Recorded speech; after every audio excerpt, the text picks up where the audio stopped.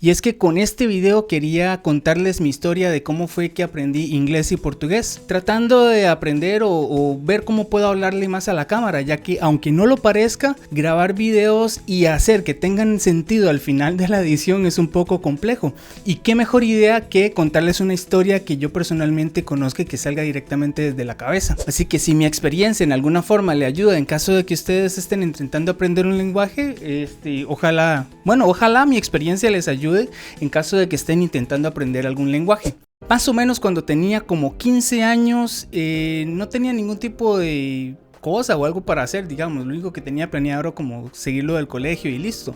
Así que por esa época mi madre vio una promoción en algún lado de un curso en inglés y me preguntó si quería ir.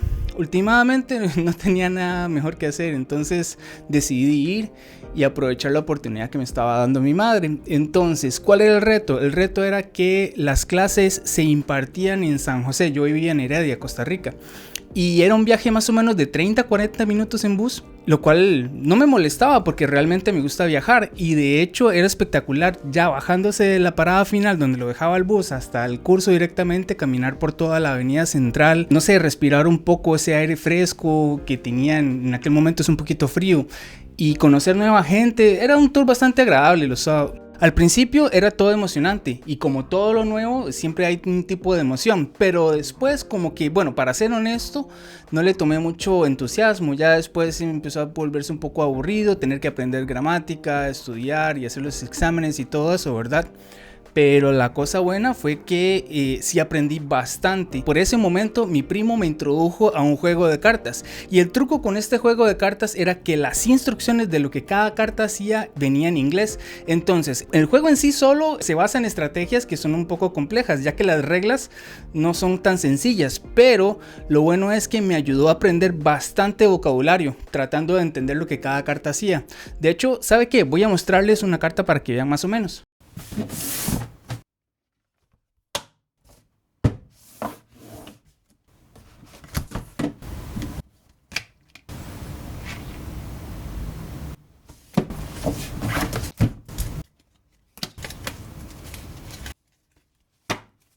Cada carta o con cada deck que uno se arma puede armarse una estrategia diferente para tratar de ganarle al oponente, haciendo diferentes tipos de movimientos. Entonces, lo que me pareció interesante fue el hecho de que uno tendría que quebrarse la cabeza, no solamente al momento de jugarlo, sino que también al momento de poder armarse su propio deck. Por ejemplo, esta carta de acá dice que si yo no juego nada en mi turno, en el turno del oponente, o no, más bien al final de mi turno puedo poner un perrito 2-2 completamente gratis. ¿Y cómo se le saca el jugo a esa estrategia, o más o menos a lo que hace esa carta?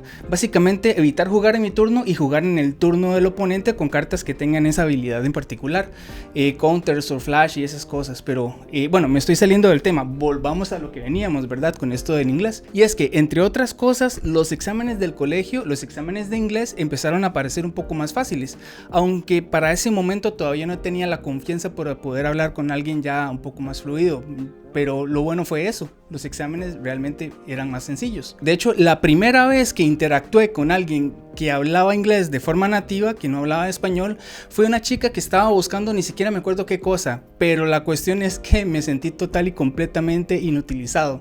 De hecho, me dio tanta vergüenza porque no le pude entender nada, y supuestamente en mi cabeza yo tenía pensado que podría hablar con alguien. Para ese momento fue mi medio hermano quien terminó de ayudarle a la chica, pero realmente fue algo que me marcó bastante. Digo yo, sí, tengo que esforzarme mucho más para realmente aprender a entablar una conversación con alguien. Y no, aunque mi medio hermano hablaba inglés, nunca practiqué con él, por lo menos de una forma que yo sintiera hubiera sido provechosa.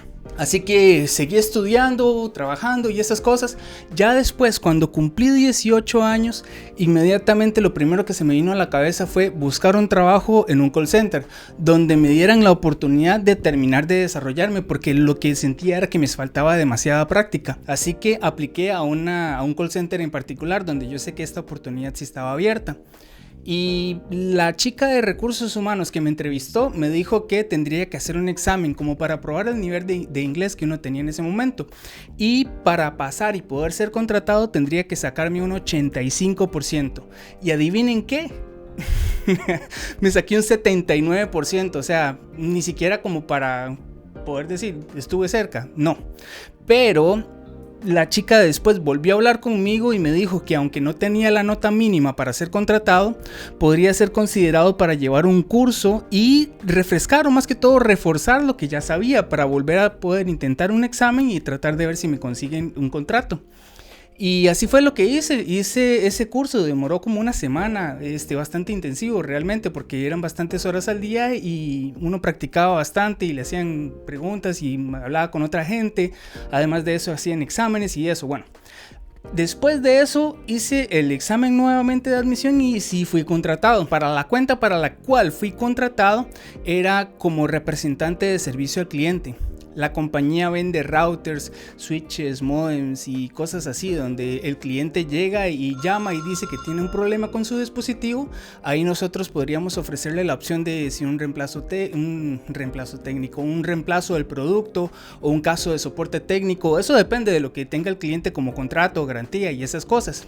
Al principio, cuando tomé el entrenamiento, sí, más o menos fue un poco complejo tratar de entender cómo era que funcionaba todo, pero últimamente eso terminó pasando. Ya después, en mi primera llamada, fue un completo miedo total, porque para ser honesto, todavía no me sentía así como total y completamente fluido. Supongo que eso le pasa a todo el mundo, ¿verdad? Donde ellos sienten que ya terminaron de estudiar todo lo que tenían que estudiar, pero como no practican con alguien, no sienten esa libertad. Entonces sí, eso fue lo que me pasó directamente en mi primer llamada con el cliente, donde el cliente llama y empieza a hablar y yo me ponía a pensar, viejo, si yo no le entiendo lo que este man está diciendo, no sé si se va a enojar o alguna cosa puede pasar, ¿verdad? Tratando de que pasara eso. Hasta que fue donde realmente lo percibí y no era tan complicado como parecía. Y es que lo que hacía en el trabajo era muy sencillo. O sea, ¿qué necesita? ¿Un caso de soporte técnico o un reemplazo? Y eso era lo que realmente tendría que preguntarle a los clientes. Así que cuando me di cuenta de eso, en lo que los clientes llaman y empiezan a echar su historia de qué era lo que estaba pasando, cómo les estaba pasando y ese tipo de cosas, ahí fue donde yo dije, ok, vamos a esperar un momento donde el cliente para de hablar, un silencio o alguna cosa así, y ahí mismo aprovechar para tirarles la pregunta. Estimado cliente, cuénteme, ¿qué necesita? ¿Un caso de soporte técnico o un reemplazo? Básicamente, hablando de eso en inglés era mucho más sencillo. Y no tendría que preguntarme por tratar de entenderle toda la historia de lo que el cliente estaba diciendo, a no ser de que fuera algo específico, ¿verdad? Y bueno, así pasó. El cliente paraba lo que estaba diciendo y respondía a mi pregunta con consistencia. No, mire, sí, yo necesito un caso de soporte técnico. O no, tal vez un reemplazo porque el producto está defectuoso, no sé qué. Ahí es donde uno llega y empieza a colectar la información del cliente, su número de teléfono, cuenta, correo, dirección y esas cosas. Y ahora sí, al final de todo eso, estimado cliente, proporcióname una pequeña descripción del problema que usted tiene. Ahí es donde sí hay que poner un poquito de atención y con que el cliente le diga, no, que mire que me está dropeando paquetes, me está parando de llegar, no sé, cosas así. Ya uno ya pone la descripción del caso y listo. Ya después de colocar todo eso y abrir el caso, de hecho, esa es la clave de lo que uno tiene que hacer constantemente. ¿Por qué? Porque con el tiempo de estar haciendo la misma cosa de que, hey, ¿qué es lo que está pasando? ¿Qué necesita? Y esas cosas, ya con el tiempo me sentí un poco más a gusto y pude empezar a agregar complejidad a las cosas que le estaba diciendo a mis clientes. Y llegó un momento donde me di cuenta que ya estaba empezando a interactuar de una forma más amistosa y de una forma más natural. Eso es básicamente lo que uno tiene que hacer. Practicar bastante, o sea, entre más posible, y la repetición es una llave que abre las puertas para cualquier otra cantidad de cosas que uno quiera hacer. Esto era más que todo por el lado de inglés. Ahora, con el lado del portugués, una de las cosas que no mencioné anteriormente es que la cuenta para la que trabajaba también tendría a Brasil dentro del departamento de América Latina, y en esa misma área estaba la gente que hablaba portugués. La primera vez que yo escuché a alguien hablando portugués me pareció fascinante, y una de las cosas que me motivó a estudiarlo fue que la compañía en ese momento ofreció los cursos para portugués, y ya que ellos están patrocinando, yo me apunté directamente para empezar a estudiar.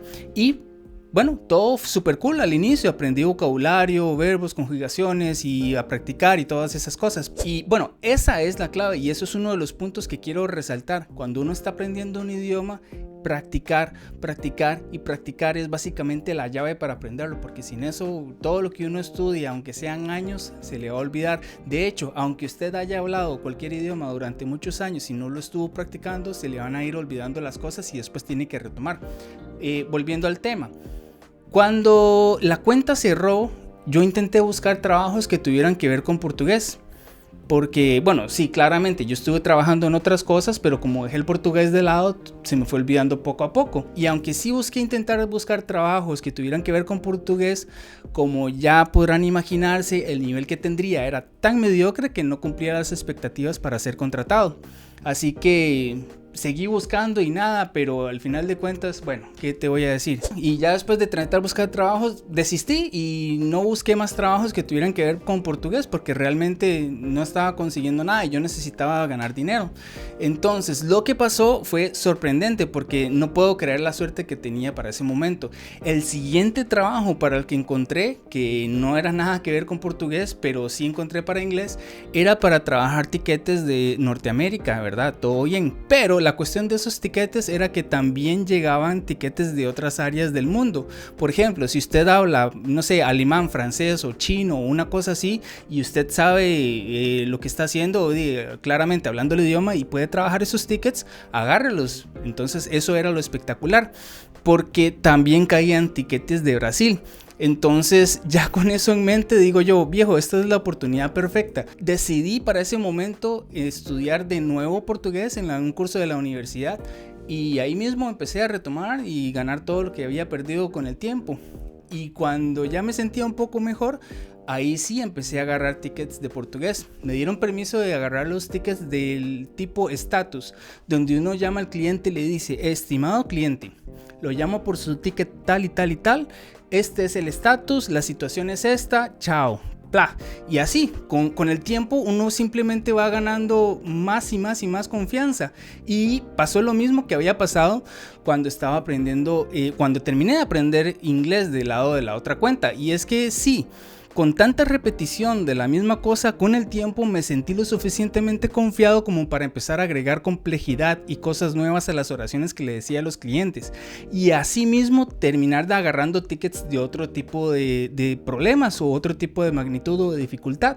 Entonces ya cuando pasó el tiempo me fue bastante gracioso cuando el gerente de la cuenta se dio cuenta que ya estaba trabajando tickets en portugués y ya con eso el hombre pudimos negociar un aumento de salario basado al nuevo idioma que estaba agregando al tipo de trabajo que yo hacía y aprovechar, ¿verdad? Me pareció fascinante. Tendría la oportunidad de practicar, estudiar y al mismo tiempo, después de garantizar todo lo que ya sabía, ser pagado por ello, ¿no? En resumen, por lo que yo pasé, los call centers se basan mucho en la repetición y las cosas para lo que le entrenan a uno no son muy extensas o complejas. Entonces puede ser servicio al cliente, como en mi caso, validando garantías, reemplazos y soportes técnicos, o tal vez, no sé, se me ocurre que sea guiar a un cliente con algún proceso, o tal vez, bueno, saliendo mucho de otros detalles que uno le puedan contratar para ese tipo de cosas. Básicamente no dije nada ahí, ¿verdad? Sigo con la idea.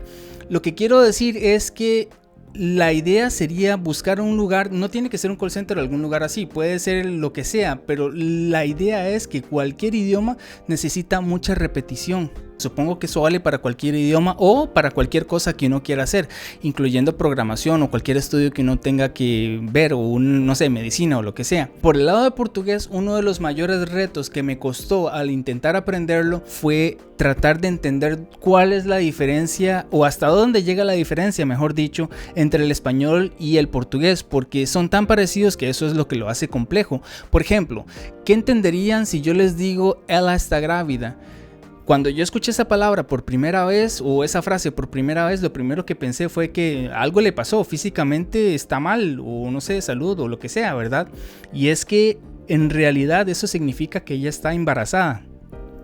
Para mí fue algo completamente nuevo cuando lo vi así. Y así pasa con muchas frases que uno pueda decir de portugués a español o de español a portugués. También hay muchas cosas que se pueden malinterpretar. Entonces, ya para finalizar, porque realmente no sé si en todo esto que mencioné dije la idea o les dejé sembrada la idea que realmente quería compartir con ustedes. Y es que Cuando uno aprende un idioma, lo importante es equivocarse, intentar hablarlo siempre, tratar de evitar la vergüenza, que mire, que todavía no, equivóquese. Aunque se dé cuenta horas después de que había cometido un error, lo importante es que se dio cuenta y que pudo corregirlo para futuras versiones de lo que usted quiera decir en eso, no sé. Cada error que uno comete es un gran paso para terminar aprendiendo realmente cómo tiene que ser y cómo funciona un lenguaje. Ahora, no estoy diciendo que lo que me funcionó a mí les vaya a funcionar a ustedes. Lo importante es encontrar la motivación que los ayude a seguir estudiando y además de, o lo más importante, practicar. De hecho, estaba analizándolo un poco y con la cantidad de herramientas que hay en línea para aprender básicamente cualquier cosa, tratar de decir que faltaron recursos para aprender una cosa es un poco difícil. De hecho, ya con esto me despido. Ojalá que mi experiencia les haya ayudado o inspirado a estudiar algún idioma o tratar de ver si pueden terminar de estudiar algún idioma que ya hayan empezado. Y si tienen alguna experiencia que quieran compartirme en la caja de comentarios, estaré leyendo. Saludos.